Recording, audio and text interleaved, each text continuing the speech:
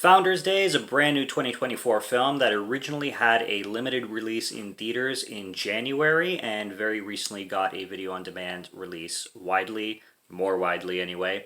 And this is directed by Erik Bloomquist, if I'm pronouncing that correctly.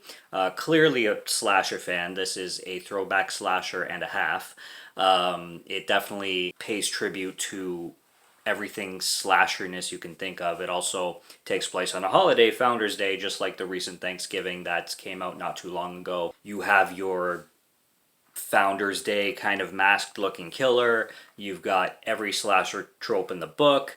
A lot of people are liking this one, especially now that it got a little bit of a wider release. I only heard one channel in particular, one of my favorite channels, talk about this film back in January when this first popped into theaters. And the person that was on this channel definitely did not care for this film whatsoever. So I was not looking too forward to this one. And I was just expecting it to be another throwaway slasher that was just going to be like, okay, that was fine, I guess, whatever. But no, I really enjoyed this film. And I actually enjoyed this film a lot. Now, that being said, I can totally see why anybody who wouldn't appreciate this film because this film is silly and goofy and it does that on purpose, and this film is absolutely not taking itself seriously. Now, it does not have the perfect script and it has some pretty bad acting, but the way I viewed this film, the acting was bad on purpose. I think the actors were told to act that way because they are trying to recreate an 80s kind of throwback 90s slasher. This has a lot of throwbacks to Scream, and I Know You Did Last Summer especially. Even with like some of the reveals and stuff like that when it comes to red herrings and characters you think are going to be the killer and killer reveals are very, very Scream-esque. Now, the same channel that I was talking about too, they always mention that like 80s movies are so forgivable, but people are so much harder on movies today. And this is like the epitome of that, where I think if people are going to be hard on this movie, but at the same time not be hard on 80s and 90s slashers that were totally convoluted and made no sense whatsoever and were absolutely ridiculous and off the wall bonkers kind of thing, but you can't have a good time with this movie, then I think you're just maybe missing the point. Maybe. If you don't like the movie, you don't like the movie, whatever. You know, all movies people are going to like or not like. There's tons of movies that I don't like whatsoever that people rave about.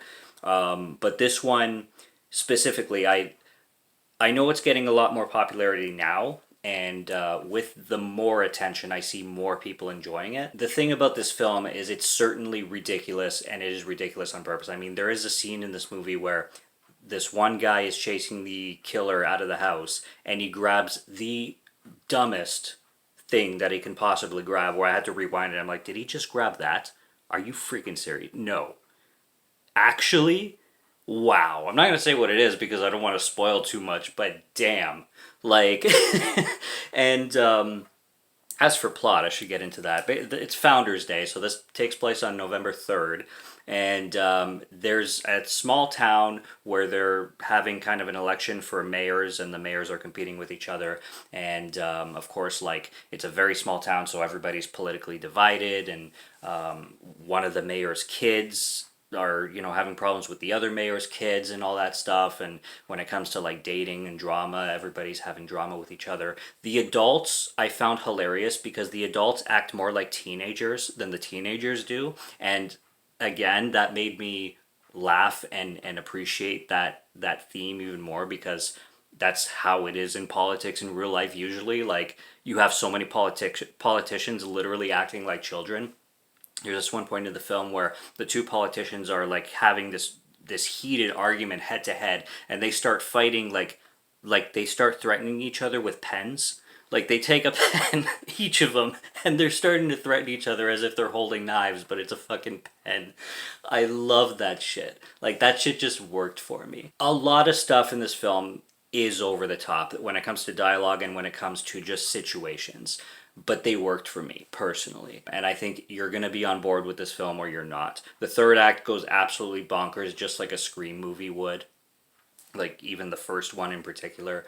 You know, line delivery is just strange and weird. I'm not going to say the script is perfect. I think, like I said, the script was done on purpose and with the idea in mind that this was supposed to be ridiculous, and that's why it worked for me. I love the music choices. This film is one of those films that is perfect for the Halloween season, even though it doesn't take place on Halloween. It feels like a slasher, like it feels like a true American slasher, the way an American slasher was, I should say. I can't say should be.